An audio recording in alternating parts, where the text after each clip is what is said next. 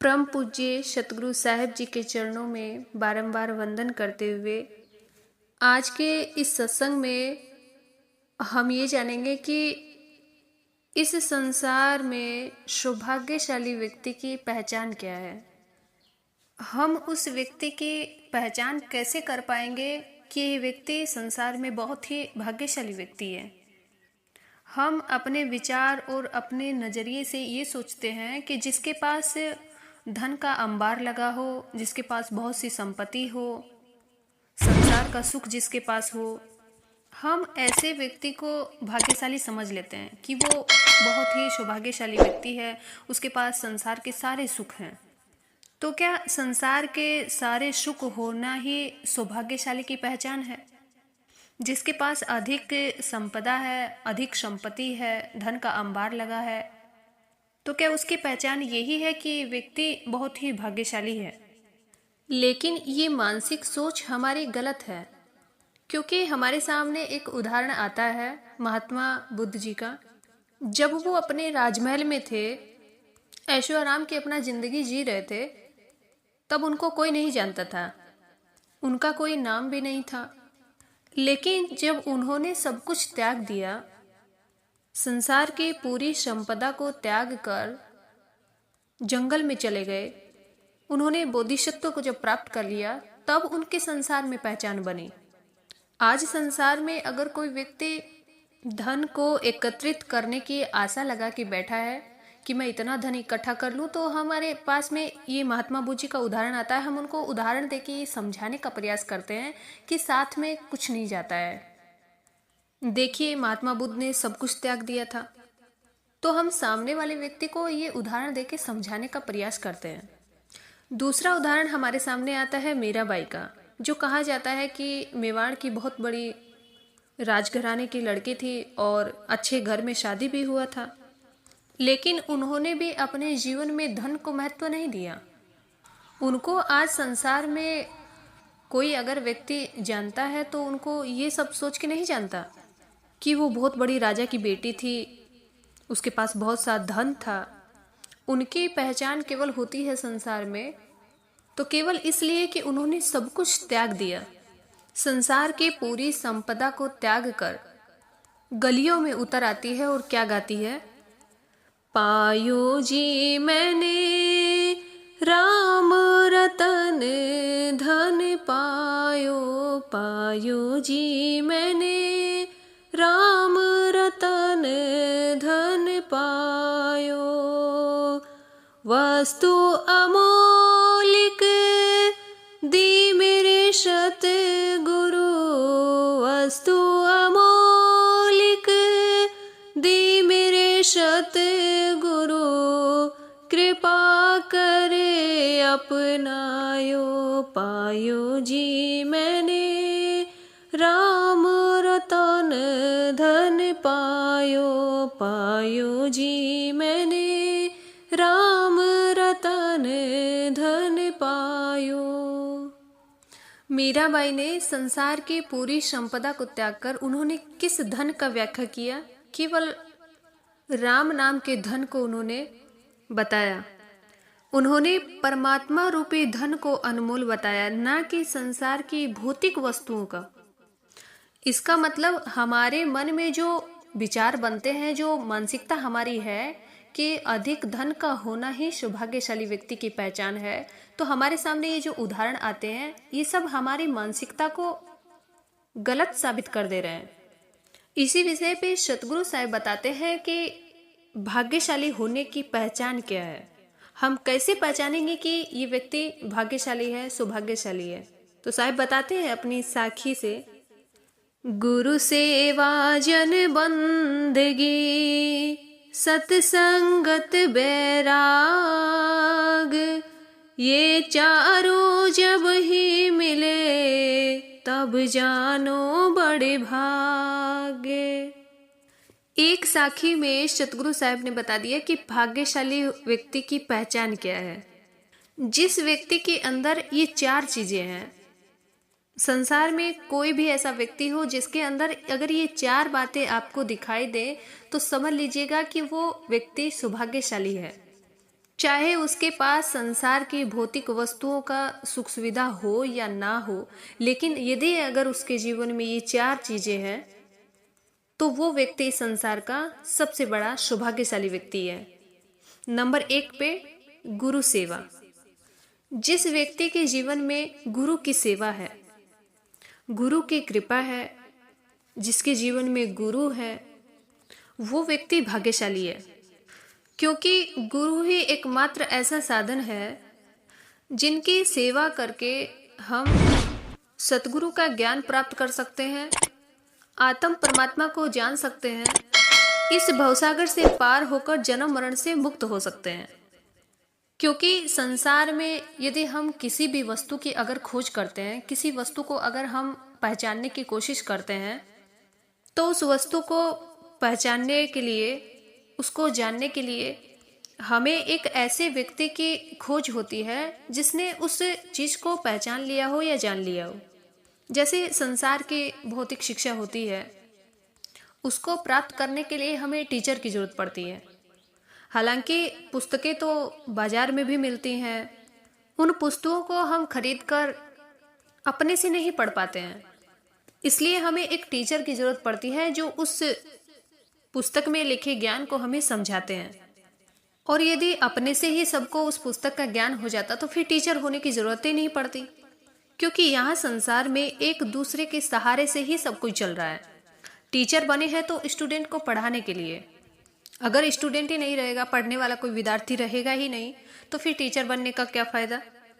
Doctor बनते हैं तो मरीजों का इलाज करने के लिए, मरीज ही नहीं रहेंगे तो डॉक्टर बनने का क्या फायदा। जैसे एक छोटा सा उदाहरण ले लीजिए, जैसे हम घर बनाते हैं तो हमें पता है कि यहाँ पे किचन बनेगा, ऐसे बनेगा, यहाँ पे सीढ़ियाँ बनेंगी, यहाँ पे एक रूम रहेगा, हॉल रहेगा, सब कुछ हम जानते हैं। लेकिन हम बनाने की कला को नहीं जानते कि बनेगा कैसे।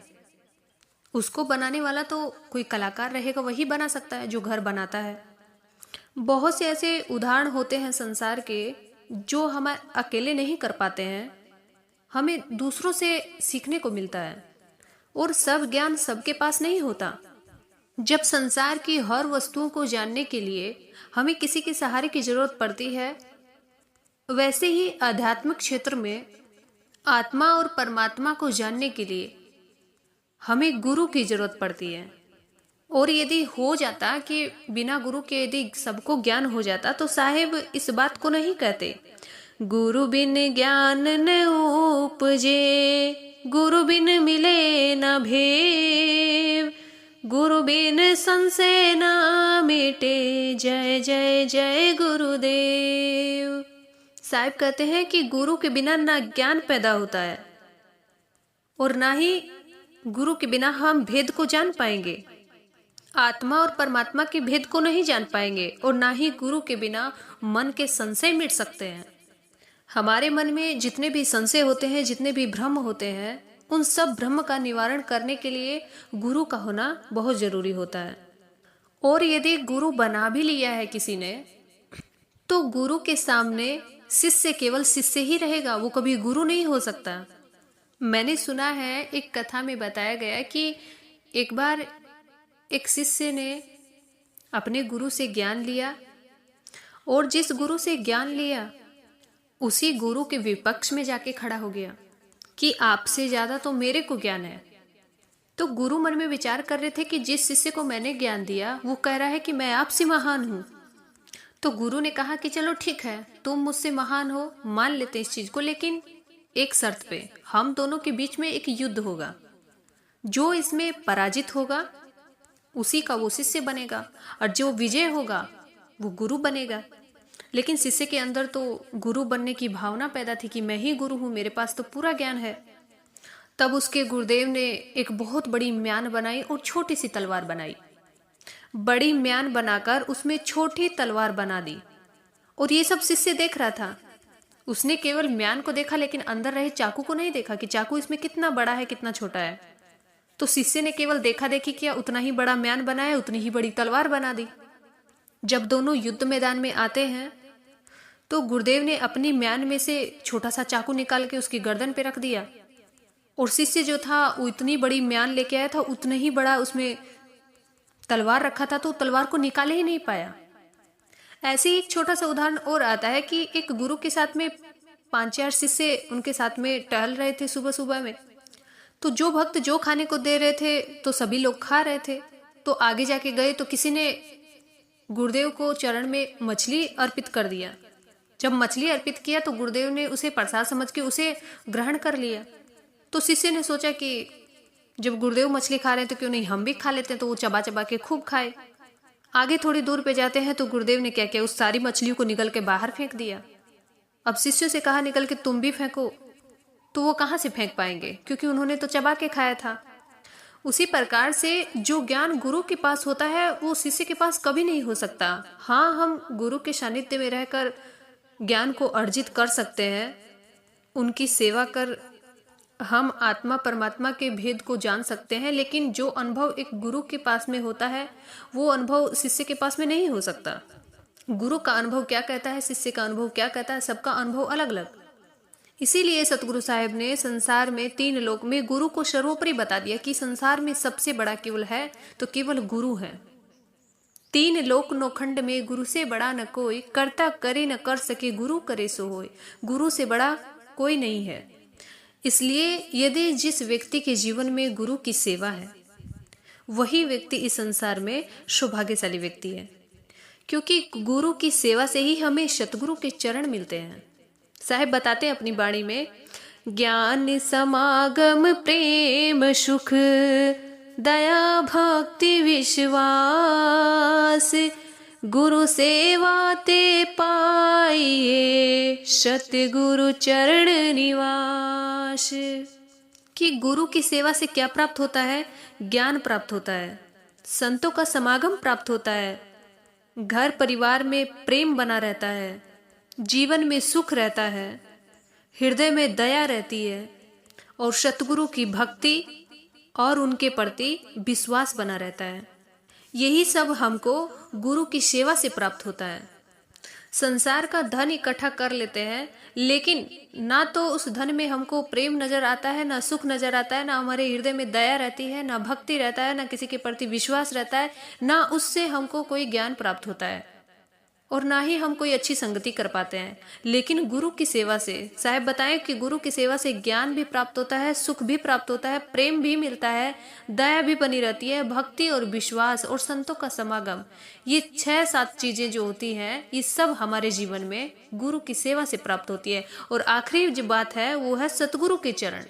सतगुरु के चरण हमको कैसे मिलेंगे, जब हम गुरु की सेवा करेंगे तभी हमको सतगुरु का निवास मिल सकता है। नंबर 2 पे है जन बंदगी। जिस व्यक्ति के जीवन में गुरु होते हैं, भक्ति है, तो उसके अंदर विनम्रता का भाव पैदा हो जाता है। आप रास्ते में अगर कहीं पे भी चलेंगे तो कोई भी भक्त आपको मिलेगा या फिर कोई भी व्यक्ति से आपकी मुलाकात होगी तो आप उसे हाथ जोड़कर नमस्कार जरूर करेंगे। यदि आपके घर पे कोई मेहमान आ गया या फिर कोई अतिथि आ गए, भले ही आपके घर में उसकी सेवा करने योग्य कोई ऐसी वस्तु ना हो, आप उसे अच्छा खिला ना पाए, आपके पास उतना मेवा मिष्ठान नहीं है, लेकिन अगर उसके पास में बैठ के उससे नमस्कार किया, उसका बंदगी किया, प्रेम से उससे बोले आप, तो वही प्रेम वही व्यवहार सामने वाले की नज़र में महान बना देता है। आप देखते होंगे संसार में यदि हम किसी बड़े घरों में जाते हैं, वहाँ बैठते हैं, नाश्ता पानी कई प्रकार का आता है, खिला दे पिला देते हैं लोग, लेकिन अगर पास में नहीं बैठते हैं तो वो नाश्ता भी हमें फीका लगता है। लेकिन अगर प्रेम से अगर कोई हमको बैठ जाता है, अगर सादा पानी भी हमको दे देता है तो पानी भी हमारे लिए एक अमृत बन जाता है। तो ये व्यवहारिकता का जो ज्ञान है ये हमें कहाँ से मिलेगा, गुरु के जरिए मिलता है, क्योंकि गुरु हमें ये सिखाते हैं कि आए हुए अतिथि का सत्कार सम्मान कैसे करना है। लेकिन जिसके जीवन में यदि गुरु नहीं रहेगा तो आए हुए लोगों का बंदगी करना, उनका सम्मान करना वो क्या जानेगा, क्योंकि उसने अपने जीवन में कभी गुरु की सेवा ही नहीं की, कभी झुका ही नहीं, तो वो दूसरे के सामने क्या झुकेगा। जो गुरु के सामने झुका है, गुरु की बंदगी किया है, अपने अहंकार को खत्म किया है, वही व्यक्ति दूसरे का सम्मान कर पाएगा। तो ये था नंबर 2 पे कि आए हुए अतिथि का सम्मान करना, उसका बंदगी करना, या रास्ते में कोई भक्त मिल जाए तो उसे हाथ जोड़ के नमस्कार करना। ये गुण यदि किसी के अंदर दिखाई दे तो वो व्यक्ति बहुत ही महान और भाग्यशाली है। और नंबर 3 पे है हरि सुमिरन। जिसके अंदर सुमिरन है, जो व्यक्ति परमात्मा का भजन, भक्ति, सत्संग, सुमिरन, ध्यान, साधना, ये सब जिस व्यक्ति के अंदर दिखाई देते हैं तो वो व्यक्ति भी भाग्यशाली है। क्योंकि साहिब कहते हैं कि गुरु सेवा जन बंदगी, पहला गुरु की सेवा, दूसरा जन की बंदगी, और तीसरा नंबर पे हरि सुमिरन। परमात्मा का जो ध्यान सुमिरन करता है, जिसके जीवन में परमात्मा की भक्ति है, वही व्यक्ति भाग्यशाली है। सुमिरन भी है तो किसका करना चाहिए, इसके ऊपर मैंने एक वीडियो बनाया है, आप उसको सुन सकते हैं कि सुमिरन किसका करना चाहिए।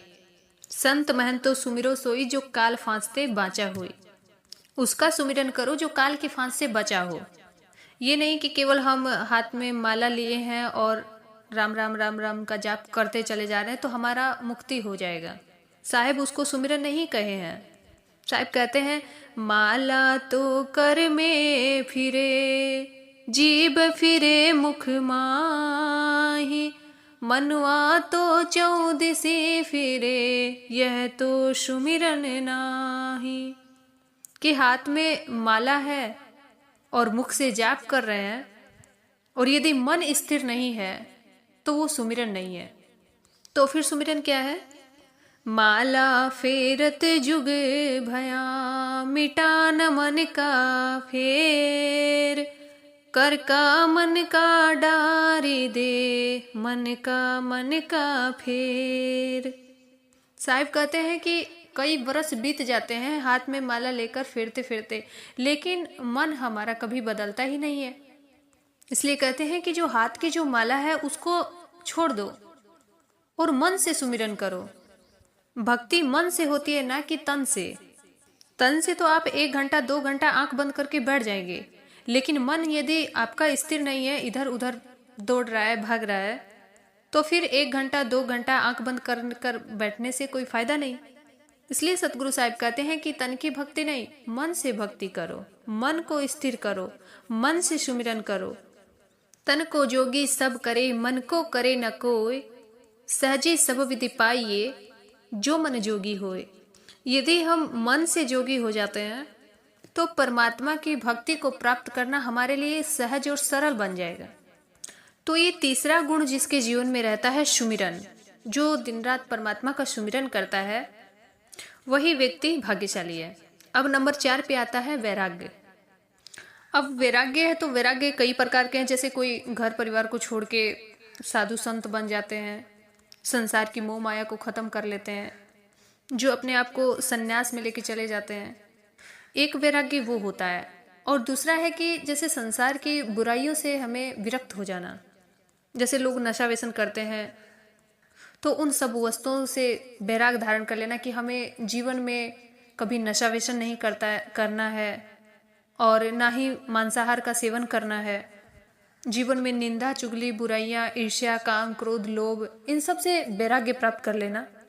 क्योंकि जाहिर सी बात है कि जब तक जीवन में अगर बुराइयों का हम त्याग नहीं करेंगे, कुछ वैराग यदि हमारे जीवन में नहीं आएगा, तो हमें गुरु की सेवा करना तो बहुत दूर की बात, संतों के चरण छूने का सौभाग्य भी प्राप्त नहीं होता है।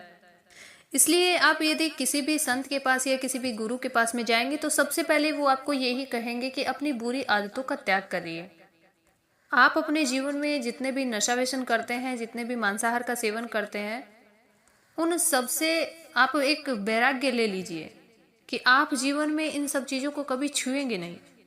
जब व्यक्ति इन सब चीज़ों से वैराग्य धारण करता है तब जाके गुरु के सानिध्य प्राप्त होता है, गुरु की सेवा मिलती है, और वही गुरु उसे ज्ञान देते हैं, सुमिरन करना सिखाते हैं, और आए हुए लोगों के साथ या फिर कोई भी अतिथि है तो उसका सम्मान, उसका सत्कार कैसे करना है, ये सब हमें गुरु के जरिए प्राप्त हो जाता है। लेकिन सबसे मेन जो है वो है वैराग्य। जब तक वैराग्य अगर जीवन में नहीं आएगा तब तक तो गुरु का सानिध्य मिलना भी हमारे लिए मुश्किल है। क्योंकि गुरु के सानिध्य में जाएंगे तो गुरु कहेंगे चोरी नहीं करना है, झूठ नहीं बोलना है, व्यभिचार नहीं करना है, अंडा मांस मछली का सेवन नहीं करना है, शराब नहीं पीना है और जुआ नहीं खेलना है। बहुत सी ऐसी बुराइयां जो संसार में है, उन सब बुराइयों से सबसे पहले गुरु विरक्त करवाते हैं। जब इन चीज़ों से जीव जब विरक्त हो जाता है तब उसके बाद ही उसको गुरु की सेवा करने का सौभाग्य प्राप्त होता है, उसके बाद ही उसके गुरु का ज्ञान समझ में आता है। इस पूरी साखी में सतगुरु साहिब ने कहीं पे भी ऐसा नहीं कहा है कि जिस व्यक्ति के पास यदि धन है, अधिक अधिक संपदा है, दो दो घर बने हुए हैं, गाड़ी है, बंगला है, ऐशो आराम की जिंदगी है, वो व्यक्ति भाग्यशाली है। उन्होंने कहा कि ये 4 लक्षण जिसके अंदर दिखाई देते हैं वही व्यक्ति भाग्यशाली है, और उस व्यक्ति की आप संसार में पहचान भी कर सकते हैं जिसके अंदर ये चारों दिखाई देते हैं। कई बार गुरु बनाने के बावजूद भी लोगों में जितना नशा व्यसन है वो नहीं छूट पाता है। जो आदतें हैं, निंदा करना, चुगली करना, ईर्ष्या करना, वो सब नहीं खत्म होता है। गुरु बना लिए, माला पहन लिए, लेकिन सुमिरन नहीं कर पाते हैं, किसी आए हुए अतिथि का सम्मान नहीं कर पाते हैं, एक दूसरे से ईर्ष्या करते हैं। जब ईर्ष्या की भावना ही खत्म नहीं होती है तो फिर गुरु बनाने का फायदा ही क्या। गुरु बनाए हैं तो गुरु के कहे हुए वचनों पे चलना एक शिष्य का परम कर्तव्य होता है। तो आप विचार करिए कि जिस व्यक्ति के अंदर ये 4 गुण जिसके अंदर दिखाई देते हैं वही व्यक्ति संसार में सौभाग्यशाली है, वही व्यक्ति भाग्यशाली कहलाता है। और यदि आपकी मानसिकता ये कहती है कि केवल धन का होना ही सौभाग्यशाली है तो ये आपकी मानसिकता बिल्कुल गलत है। क्योंकि सतगुरु साहिब नहीं कहते हैं कि जिसके पास धन होता है, विभव होता है, मान प्रतिष्ठा सम्मान होता है तो वही भाग्यशाली है। ऐसा नहीं है। जिसके पास गुरु की सेवा है, जन की बंदगी है, हरि सुमिरन है, वैराग्य है, ये 4 जब जिसके जीवन में है वही व्यक्ति सौभाग्यशाली कहलाता है। इसी के साथ हम अपनी वाणी को विराम देते हैं। एक बार प्रेम से बोलिए सतगुरु साहिब जी के चरणों में साहे बंदगी, शाहे बंदगी, साहे बंदगी।